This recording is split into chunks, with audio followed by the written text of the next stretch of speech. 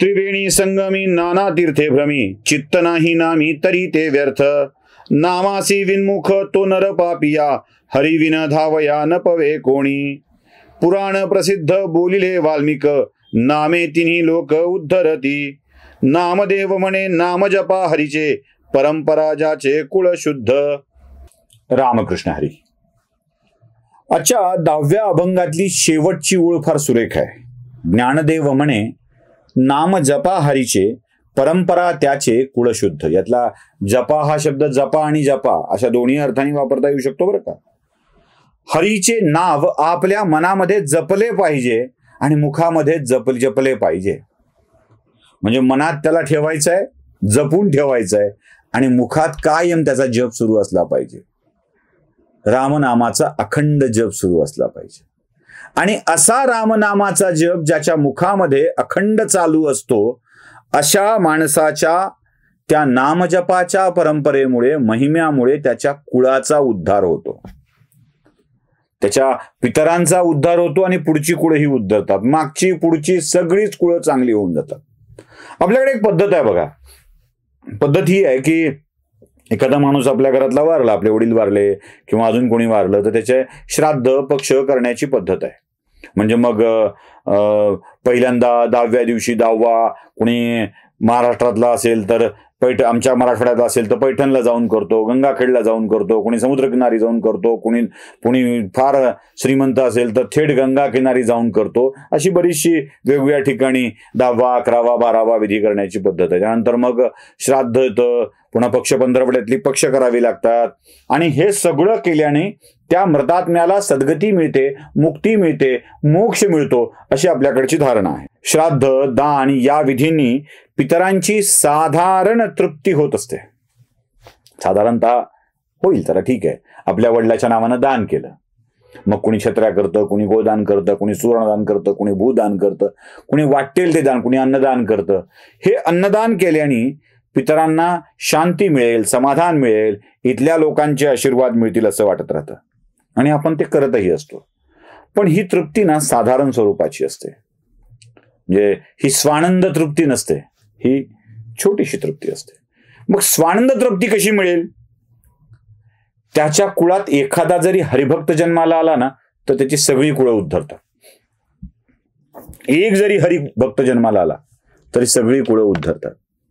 म्हणजे तुम्हाला तुमच्या पितरांना मोक्ष द्यायचा असेल मागच्या आणि पुढच्या कुळाचा उद्धार करायचा असेल तर सोपं काम आहे. हरिभक्तीत लीन व्हा, नाम साधना करायला लागा, तुमची सगळी कुळं उद्धरतील. त्यामुळं दानधर्म करून, दाखवण्यासाठी दानधर्म करून, यांच्या स्मरणार्थ सभामंडप अर्पण, त्यांच्या स्मरणार्थ रंगकाम अर्पण, यांच्या स्मरणार्थ फरशीकाम अर्पण, असा मोठमोठ्या बोर्ड लावणाऱ्या माणसांनी एक लक्षात ठेवायचं.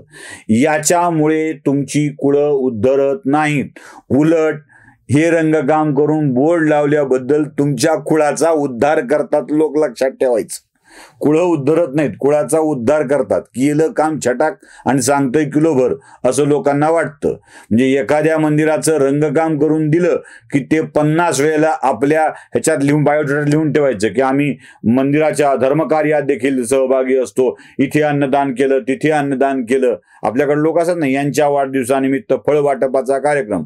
काय फळ वाटप?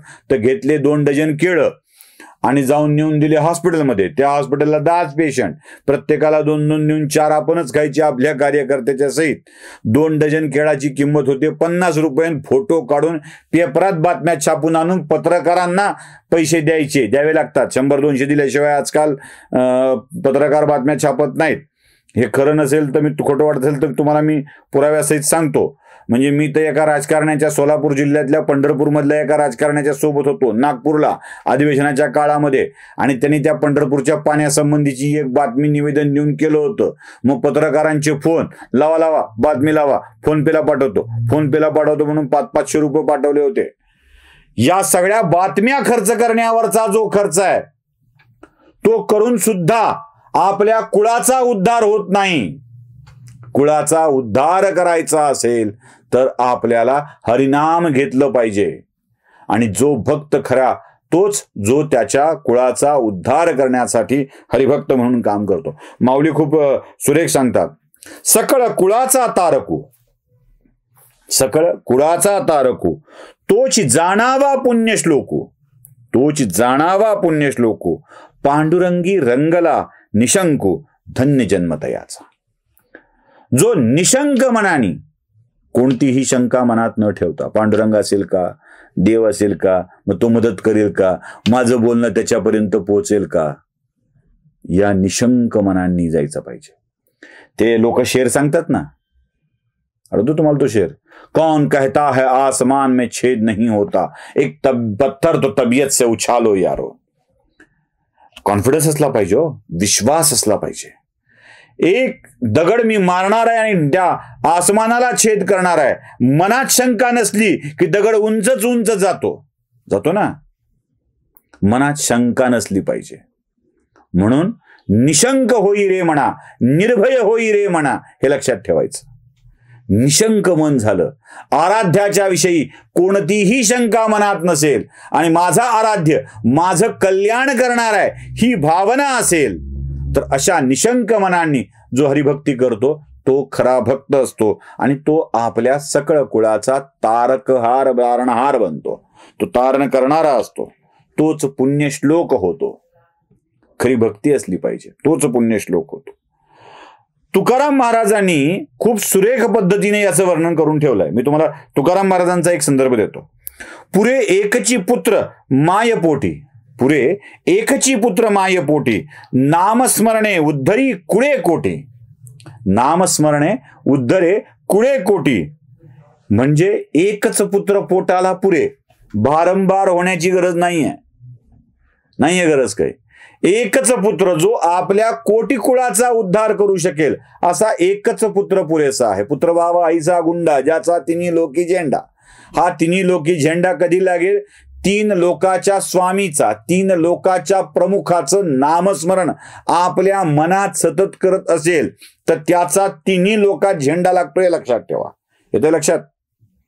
एकच पुत्र पुरे, जो तुमच्या कोटी कुळाचा उद्धार करायला पुरेसा आहे. आता उदाहरणं लागतील ना, मुद्दा कळलाय, मुद्दा समजलाय, उदाहरणं लागतील ना.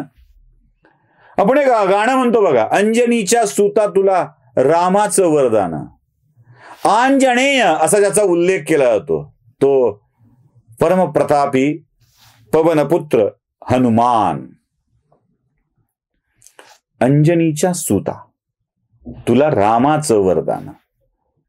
हो, मारुती ज्या कुळात जन्माला आले त्या कुळाचा उद्धार झाला रामभक्तीत.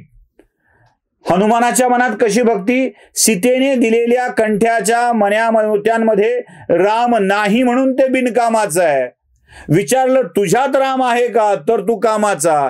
छाती फोडून दाखवली, आत राम दाखवला. राम नामाने अंजनीच्या सुताचा उल्लेख, अंजनीचा सूत असा होतो. उद्धरली ना कोटी कुळे, उद्धरली की नाही? हे असं असतं. प्रल्हाद, हिरण्यकशिपू, ज्या हिरण्यकशिपूला देवाचा स्पर्शही होऊ नये अशा हिरण्यकशिपूला मारायला प्रत्यक्ष भगवंत आले की नाही? आणि प्रल्हादाच्या पुढच्याही कुळाचा उद्धार झाला आणि मागच्याही कुळाचा उद्धार झाला. हिरण्यकशिपूचा, कयाधूचा मुलगा प्रल्हाद. कयाधू तर आमच्याकडे नदीचं नाव पण झालं. हिंगोली जिल्ह्यामध्ये कयाधू नदी आहे.